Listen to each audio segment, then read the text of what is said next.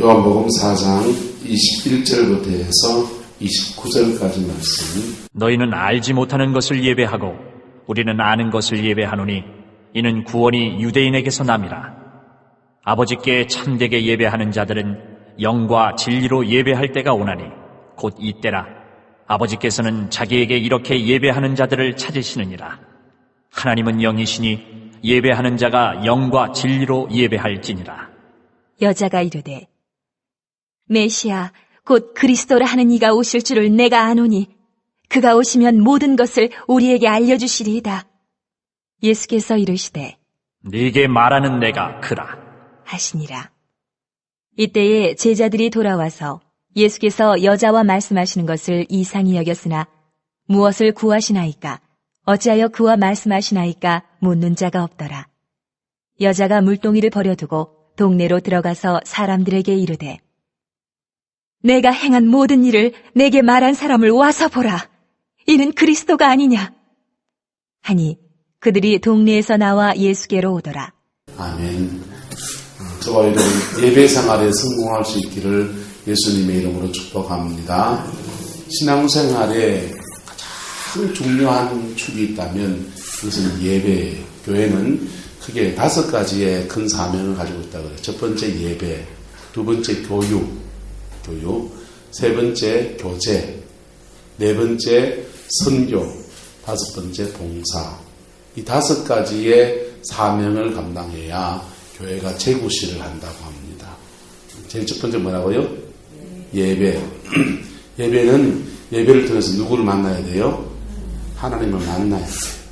종교적인 예배는 우리가 필요하고 드리고 있지만은 그 예배 속에 임재하시는 성령을 통해서 하나님 대신 그분을 만나야 됩니다.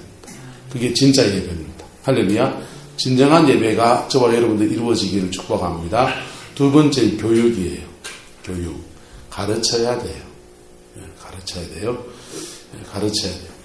성황교회에서 제가 여러분들 제일 부족하게 여기는 부분들 중에 한 가지는 교육이에요.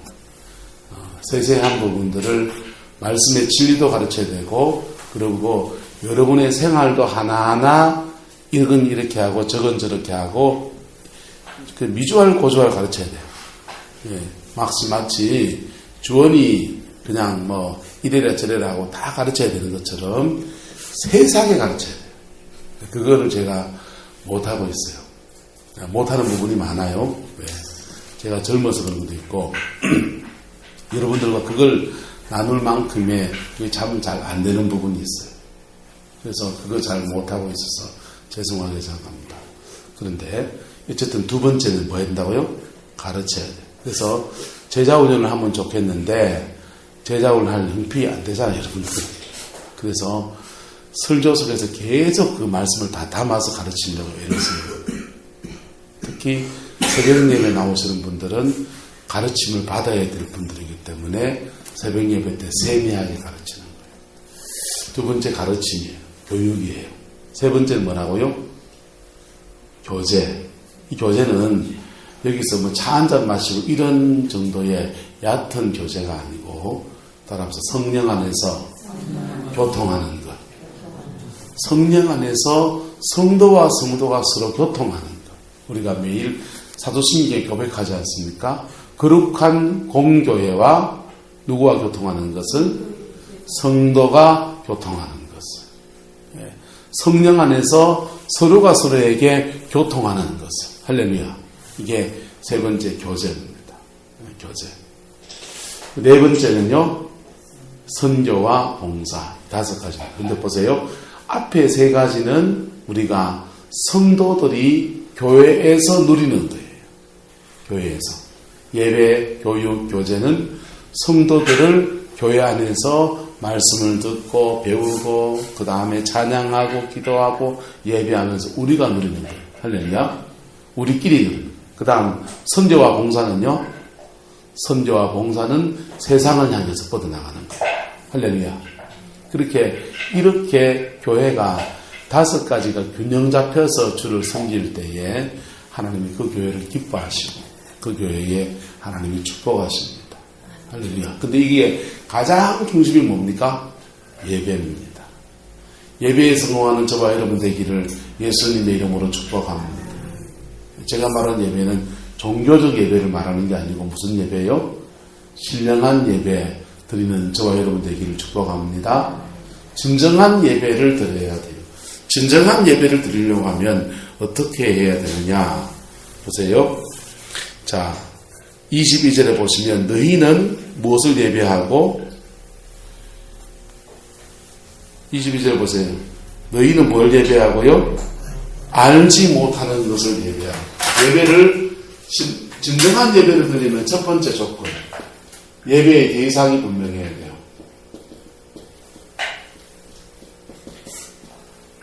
뭐가 분명해야 된다고요? 예배의 대상. 돌 쏘아놓고 예배할 수 있나요? 네. 나무 보고 예배하면 됩니까? 안 됩니까? 예배의 대상은 우리를 천지 만물을 지으신 바로 그분 하나님이십니다. 할렐루야. 종교적 예배를 드린 사람은 적어도 이 예배의 대상은 분명히 가지고 있어요. 유대인들은 너희는 사마리아 사람들은 너희는 뭘 예배하고 알지 못하는 신을 쌓아놓고 예배하고 있다. 그들은요, 사마리아 사람들은 소 섬기면서 예배했거든요. 그러니까 우상을 섬기면서 예배하고 있으니까 예배의 대상이 잘못됐다는 거예요. 그렇지만 유대인들은요, 21절에 우리는 뭘 예배한다고요? 아는 것을 예배한다. 할렐루야. 우리 누굴 예배한다고요? 하나님을 예배합니다. 네, 하나님 어떤 분이세요? 천천지 만물을 창조하신 분. 할렐루야. 우리 위해서 아들까지 내어주신 분. 할렐루야. 그분을 예배하는 것. 이 중심에서 바로 세워지기를 축복합니다. 사단은요, 이 예배의 대상을 자꾸만 자기가 되려고 해요. 그래서 가짜를 가장하고, 영어로 가면 가짜를 가장하고 옵니다. 또는요, 우리 예배하면서 돈 너무 바라보면요, 머릿속에 돈만 자꾸 들어있으면 자기는 뭘 예배하는 거예요? 돈 예배하는 거예요. 그래서 예배의 대상이 바로 잡히기를 축복합니다. 두 번째, 다른 예배를 드리면 죄와 상처의 문제가 십자가 앞에 정리가 되어야 돼요. 뭐가 정리가 된다고요? 죄와 상처의 문제가 십자가의 보혈의 피 앞에 정리가 되어야 돼요. 그래서 예수님이 그런 생수를 내게 주어서 나를 마시게 해달라고 하니까 예수님이 갑자기 여자 보고 뭐라 그럽니까? 네 남편 데려오라고 그러잖아요. 예? 그 여인에게 남편을 다섯도 따라가는 것이 깊은 상처였는지 험난의 죄였는지 모르지만 어쨌든 네 남편 데려오라는 거예요. 너희 죄 가지고 나오라는 거예요. 이 죄 문제가 십자가 보혈의 피 앞에서 정리가 되어야 합니다. 할렐루야.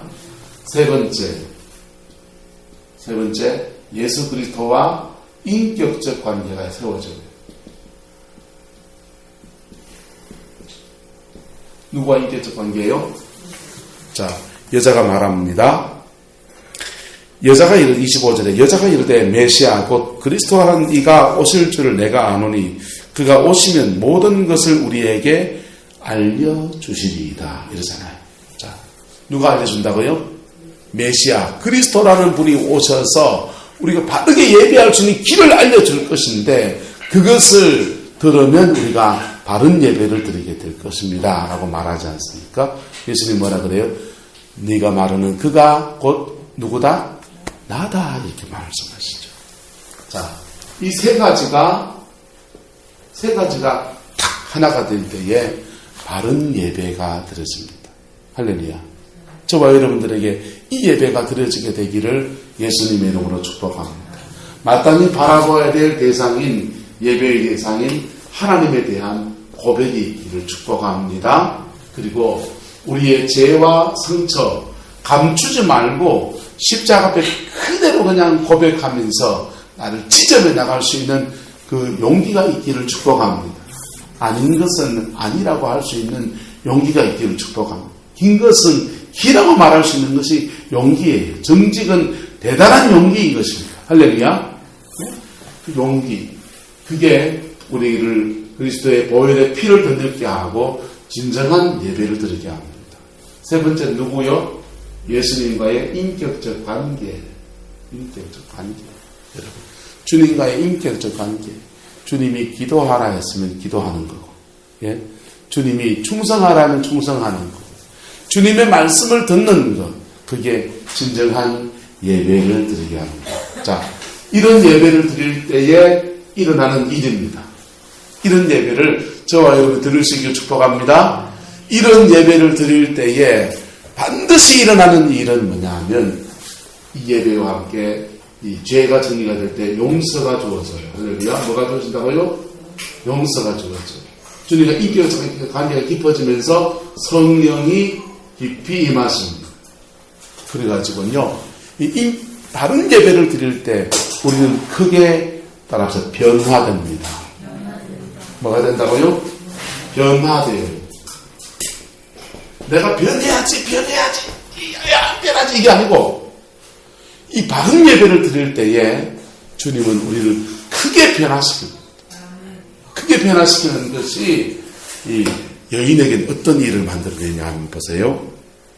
여인은요, 26절에 보세요. 여자가 뭘 버려두고? 물동이를 버려두고. 이 여자 지금 뭐 들어왔습니까? 물 들어왔잖아요. 백주대낮에 땡볕살에 물 들어왔잖아요. 물 들어온 여인이 물동이를 내 던져두고서 어디로 뛰어들어갑니까? 동네에 뛰어들어갑니다. 동네 사람들이 다 뭐하고 있습니까? 낮잠 자고 있다고요. 예, 더운 나라 가보세요. 이 시간대 다 낮잠 자는 시간이에요. 다 자고 있는데, 자고 있는 사람들 막 깨우고 다니면서 지금 잘 때가 아니라는 거예요. 깰 때라는 거예요.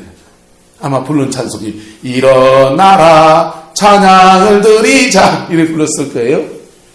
열심히 사람들을 들쳐 깨웁니다. 그리고 29절에 위대한 고백을 합니다. 같이 시작. 내가 행한 모든 일을 내게 말한 사람을 와서 보라. 이는 누구가 아니냐? 그리스도가 아니냐? 자, 우리가 복음을 전할 때 왜 능력이 없느냐? 자기 고백이 안 담겨 있어요. 복음을 전하는데 예수를 믿으세요. 믿으면 천당 간대. 그러는데 뭐가 안 담겨 있다고요? 자기 고백이 안 담겨 있어요. 이 여자는 뭐라고 고백합니까? 메시아를 믿어라. 그리스도가 아니냐 하는데 뭐라고 말합니까? 내가 행한 모든 일을 누구에게 고한 사람? 나에게 말한 그 사람이 있다. 자기 고백이에요. 자기가 만난 예수에 대한 처절한 고백. 아주 강렬한 고백인 것입니다. 자기를 오픈해서 복음을 전하는 거예요. 할렐루야. 왜요? 뭐가 됐기 때문에? 변화되었어요. 이 사람은 자기 극복을 한 사람이에요. 뭘 극복했다고요?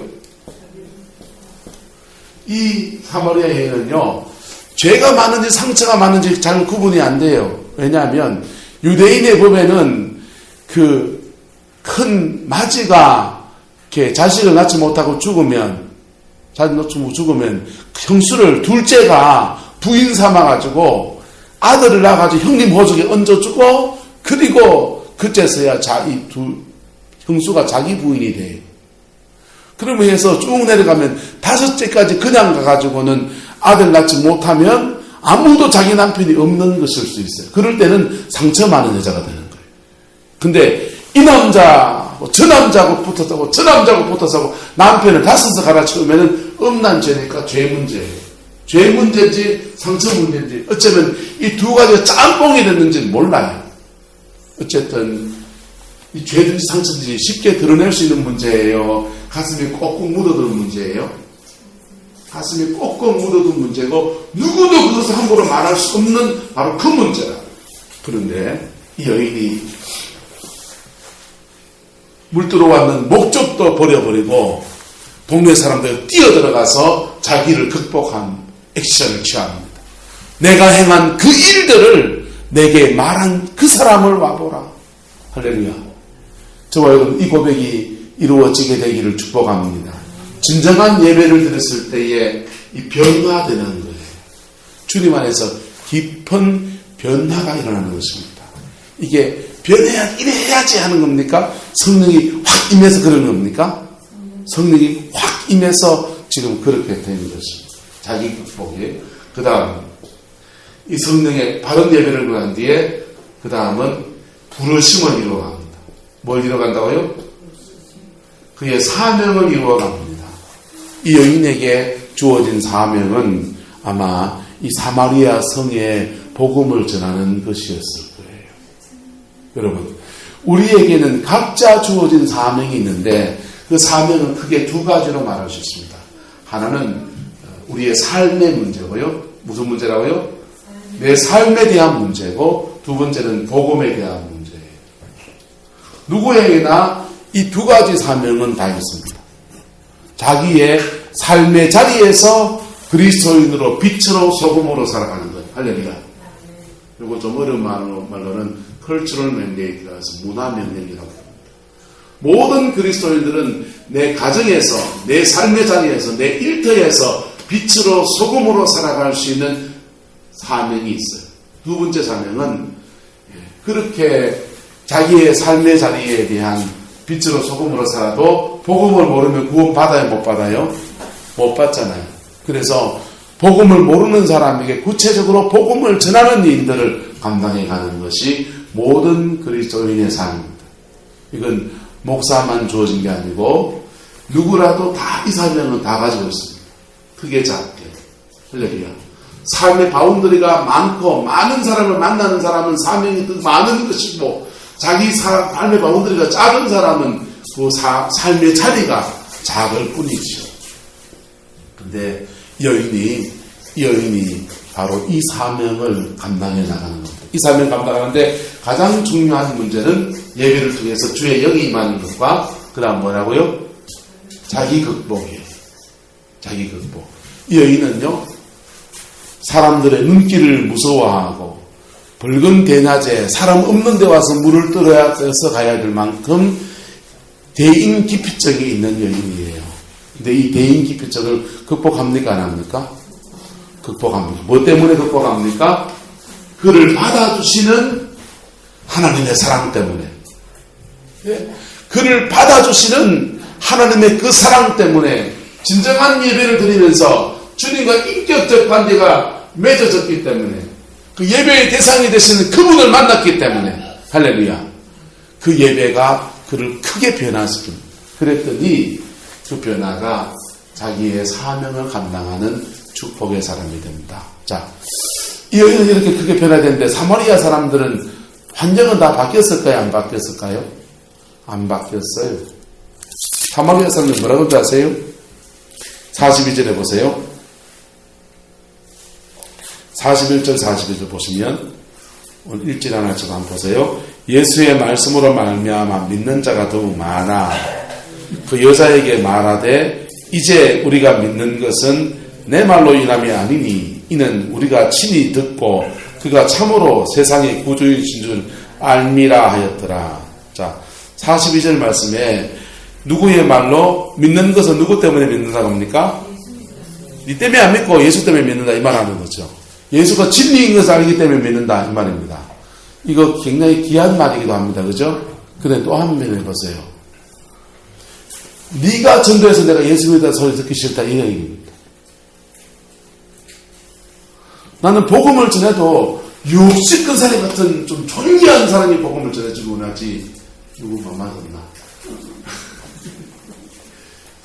누구처럼 그한테서 전도받았다 소리 듣기 싫다 이 얘기하는 거예요. 자, 또 다른 상처가 존재합니까 안 합니까? 여러분, 세상은 우리가 아무리 예배를 드리고 은혜를 받아도 내가 자기 극복하고서 은총 가운데 사명을 감당하려 해도 세상은 여전히 우리에게 상처를 줄 수 있는 사람들이 여전히 존재하는 바로 그런 곳입니다. 그 속에서 믿음의 꽃을 피워가는 겁니다. 할렐루야. 상처받을 때마다 어디로 가는 겁니까? 다시 하나님의 임재 속으로 가는 겁니다. 그리고 그 임재에서 주어지는 그 은혜를 가지고 또다시 세상으로 나오는 거예요. 이게 신앙이에요. 신앙생활이 이쪽에서만 살면요, 그 신앙이라고 생활은요, 신앙과 생활이 뚝 떨어져 버립니다. 저와 여러분들에게 신앙과 생활이 일치되어지는 은혜가 있기를 축복합니다. 힘들어도 신앙의 삶 속에서 만난 은혜는요, 모든 것을 다 받아줍니다. 우리 어떤 상처도 다 받아줍니다. 우리 어떤 죄도 다 받아주십니다. 우리 어떤 문제도 다 풀어주십니다. 인간 나부랭이들은요, 다 받아주던가요? 안 받아줍니다. 그런 속에서 빛으로 소금으로 사랑하는 겁니다. 그럴 때마다 그 상처가 또 주님께 들어가서 은혜를 잊고 또 빛으로 소금으로 사랑하는 것입니다. 할렐루야. 이게 신앙의 삶입니다. 이게 신앙의 삶입니다. 그래서 하나님께 쓰임받는 사람들은 반드시 주와 그가 주님과의 만남을 가지는 뭔가가 있다니까요. 하나님과의 깊은 만남을 가지는 자기만의 뭔가가 있다니까요. 그게 기도이든지 그게 찬송이든지 그게 말씀을 묵상하는 거든지 뭐든지 있다니까요. 여러분, 다윗이 왕입니까? 찬양 인도자입니까? 그래서 다윗이 왕으로서 사명을 감당한 이 영역이고, 다윗은 시편에 수많은 시를 쓰고서 하나님을 찬양하고 비파와 수금을 들고서 주를 노래하는 예배자였다니까. 네? 다윗은 예배하는 예배자이고 또한 왕으로서 사람들 앞에서는 왕으로서의 사명을 감당하는 사람이었던 겁니다. 여러분, 예수 믿는 사람도 이 두 가지가 함께 어우러지는 겁니다. 그래서 예배 생활에서 실패하는 사람은 자기의 삶을 믿음으로 꾸려갈 수 있는 힘이 없는 거예요. 예배 생활에 실패하는 사람은 자기의 인생에서 자기를 극복할 수 없고 부르심을 이루어갈 수 없다는 말이에요. 우리가 길을 쓰고 주께 예배하면서 하나님의 임재 가운데 나가야 되는 이유입니다. 죄송하면 종교적인 예배를 드리는 사람은 이 예배를 통해서 만나야 될 그분을 못 만납니다. 종교적인 예배 속에 머물러 있는 사람은 이 만나야 될 예배 속에서 그분을 못 만난다니까요. 그분을 못 만나기 때문에 그의 삶에 변화가 없고 인격에 변화가 없고 인격에 변화가 없으니 자기 극복도 당연히 안 되고 부르심도 당연히 없고 거의 불신자와 가까운 삶을 사는 거예요. 예배에서 무해야 합니다. 진정한 예배자가 되시기를 예수님의 이름으로 축복합니다. 네. 전라도에 문중경 전사님이라는 분이 계셨잖아요. 이분 6.25 전쟁 때 순교하셨지요. 이분은요, 전라도 시루섬이라는 정도라는 섬이 있는데 거기에 시집을 갔습니다. 시집을 가가지고는 아기를 낳지 못하는 거예요. 아기를 낳지 못하니까 소방 맞았어요. 쫓겨났습니다. 옛날에 쫓겨난 딸을 친정에서 받아주나요? 안 받아주나요? 안 받아주잖아요. 친정이 안 받아주고 쫓겨났으니까 어디 가서 살 길도 막막하니까 내 죽기 전에 한양 가가지고 서울 구경 마음껏 하고는 한강다리에 뛰게 죽어버려야 되겠다. 그 서울로 무작정 올라갔어요. 무작정 올라가서 그 전라도 섬에 살던 촌 여자가 서울에 와가서 서울궁은 한양궁을 원도 없이 합니다. 그리고는 한강단에 뛰내리려고 이제 다리에 올라가는데 저쪽에서 막 노래 소리가 들리는 거예요.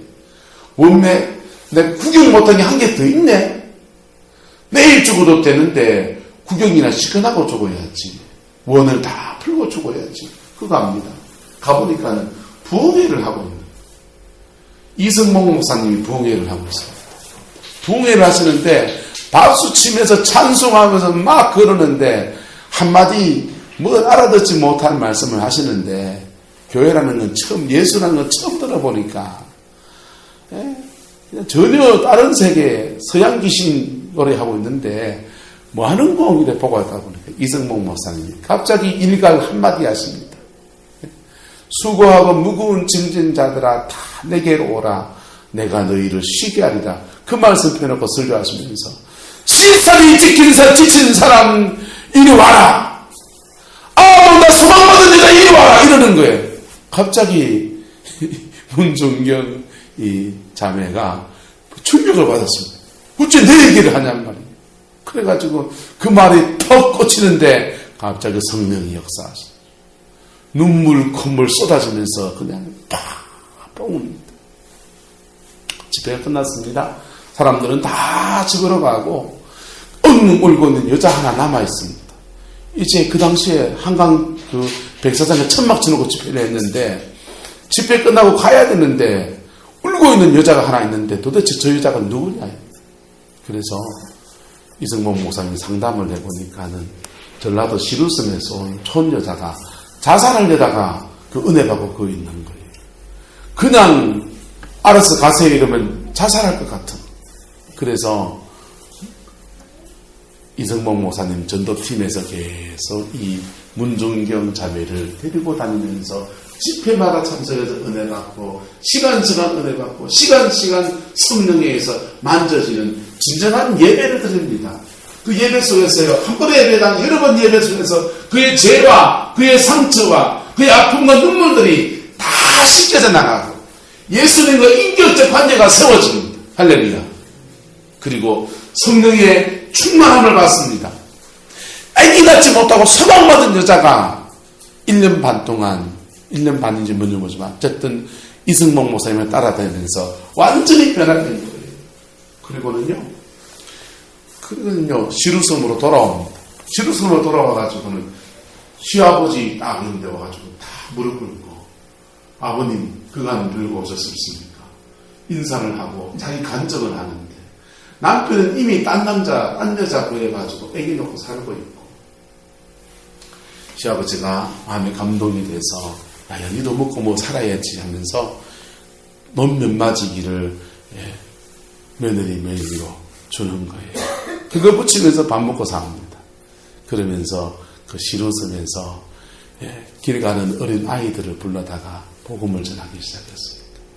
그리고는요 자기를 극복하고서 그의 부르심을 이루어가는데 그 부르심을 이루어가는 속에 위대한 종들을 길러냅니다. 그때 길러진 사람이 한국의 대학생 선조에 목숨을 건 김준권 목사님, CCC의 김준권 목사님, 성결교단의 총회장을 하셨던 우선 어르신들이 있고요. 제가 아는 분은 정태기 목사님, 한국의 내적 치유로 유명하신 정태기 목사님, 이런 사람들을 위대한 하나님의 종들을 길러냅니다. 전라북도 신안군 일대에 섬마다 100% 복음을 이룬 위대한 여종으로 쓰임받습니다. 마지막에는 6.25 전쟁 가운데 순조의 제물로 주님께 드려졌습니다. 여러분, 예배가 위대한 것입니다. 예배가 위대한 것입니다. 그 예배가 종교적 예배가 아니라 진정한 예배해야 한다는 것입니다. 주님은 이렇게 예배하는 자를 찾는다고 했어요. 23절에 아버지께서 자기에게 이렇게 예배하는 자를 지금도 찾고 계신다. 지금도 찾고 계신다. 찾아서 뭐 하시냐고요? 찾아서 그 예배 가운데 임재하시고 나타나시고 기름 부으셔서 변화를 이루시고 그를 통해서 자기를 극복하게 만드셔서 위대한 부르심을 이루어갈 수 있도록 도와주십니다. 그게 하나님의 방법입니다. 다윗이 이 하나님의 눈길에 들어왔습니다.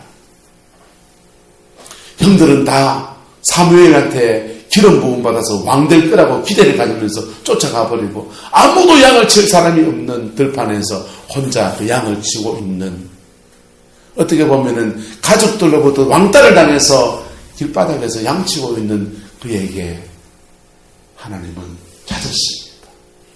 큰아들 엘리야 그도 아니다. 둘째도 아니다. 셋째도 아니다. 7치 다 지나갔는데 다 아니다는 거예요. 다 왕이 아니다는 거예요.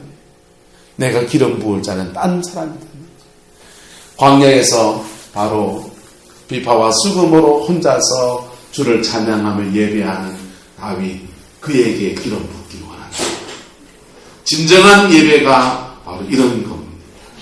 진정한 예배는 이 공예배 가운데서 드리는 사람도 있고 안 드리는 사람도 있고, 나 혼자 있을 때 드리는 사람도 있고 안 드리는 사람도 있고, 진정한 예배자를 찾습니다. 그리고 그 예배자를 변화시키면서 변화되어서 자기가 극복되어지니까 위대한 하나님의 사명을 감당하는 사람, 그 사람 되는 겁니다. 그리고 그렇게 위대한 사명을 감당할 때에 주변 사람들이 복음을 듣고서 은혜를 받고 뒤에 칼 꽂는 사람이 있다 없다? 있지요. 그런 사람이 있죠. 있어도 그거 뛰어넘으면서 다시 하나님의 임재 속에 갔다가 이렇게 왔다리 갔다리 임재와 예배와 사명과 신앙과 생활과 계속 왔다 갔다 하면서 주를 섬겨가면서 이 시대 가운데서 빛으로 소금으로 사명 감당하는 놀라운 역사 이루어가는 것입니다. 바로 저와 여러분 되시기를 예수님의 이름으로 축복합니다. 저와 여러분 되시기를 예수님의 이름으로 축복합니다. 주님이 제자들한테 너희는 예루살렘을 떠나지 말고 아버지의 약속하신 것을 기다리라고 말할 때 500명의 제자에게 얘기했어요. 그런데 500명의 제자가 그 말씀 붙들고 그 예배의 자리에 빠지지 않고 끝까지 붙들고 늘어진 사람은 120명입니다. 380명 어디 갔습니까? 고스톱 치러 집에 가고 오징어 덕장에 가고 나락별에 가고 뭐 자기 나름의 이유가 있지 않겠습니까? 그런데요, 하나님께서 오순절날 그를 변화시키고 자기를 극복하고서 위대한 부르심으로 사용하는 사람은 120명인 겁니다. 할렐루야. 저와 여러분들이 바로 그런 사람 되시기를 주님의 이름으로 축복합니다. 하나님이 일하시는 방법은요, 옛날이나 지금이나 똑같아요. 기도의 자리에 머물러 있는 사람, 예배의 대상에 그분을 향해서 눈을 드는 사람, 우리의 죄와 상처와 범들 십자가 앞에 정직히 가져나가는 그 사람, 예수님과 인격적 관계를 추구해 나가는 그 사람, 그런 사람이 기도할 때에 그 기도 듣는 것입니다. 그런 사람이 간청할 때 그 간청을 듣는 것입니다. 그걸 통해서 변화시키는데 위대한 소망을 주시면서 변화시킵니다. 이런 은혜가 저와 여러분들이 이루어지게 되기를, 여러분의 가정에 자녀들에게 이루어지게 되기를 주님의 이름으로 축복합니다. 할렐루야. 근데 이게요, 조금만 더 해야 되죠? 5분, 3분만 더 할게요. 여러분, 이게요, 한 사람의 인생에서 이 두 가지가 다 되는 경우도 있고요. 한 사람의 인생에서. 이게요, 여기서는 부모가 이걸 이루고 자녀는 이걸 이루는 경우도 있어요. 무슨 말인지가 됩니까? 예. 어떤 사람은 주를 예배하는데 삶에서 승리하는 이 사람이 될 때도 있다는. 모세가 산 위에 올라와서 기도를 모세가 하는데 승리를 누가 취합니까? 요수아가 취할 수 있는 거예요. 여러분, 남들은 어떻든지 간에 여러분의 삶의 자리에서 예배자로 서시기를 주님 이름으로 축복합니다. 그러면 여러분은 예배자로 서고 부르심을 이루어가고 자기를 극복하고 사명을 이루어가고 하나님의 축복을 주는 사람은 여러분의 자녀일 수도 있어요. 네? 자녀일 수도 있어요. 목사는 이렇게 예배하고 기도하고 축복을 이루는 사람은 기본적인 사람일 수도 있는 거예요. 할렐루야. 그러니까 각자 자기의 부르심을 따라서 이 길을 걷는 것입니다. 다윗은 이 원리를 알아가지고는요, 아예 예배팀을 짰어요. 너희들은 평생 예배만 해라. 그래서 레위인들 따로 세워가지고는요, 다윗의 장막이라는 것을 세우고 거기서 평생 예배자들만 세워서 너희들은 예배해라. 전쟁에서 군사로 나와 싸우는 사람들은 따로 빼서 군사로 빼고 그렇게 해서 팀 나눠가지고 그래 했습니다. 여러분은 무슨 사람입니까? 예배의 사람입니까? 요거 삶에서 승리할 사람입니까? 죄송하지만 여러분 가정에 당대비 되면 무조건 예배자여야 합니다. 할렐루야. 그래서 예배에 승리하시기를 축복합니다. 그러면 여러분의 자녀들과 여러분의 남은 생에 하나님의 놀라운 은총을 베풀어 줄 것입니다. 기도합시다.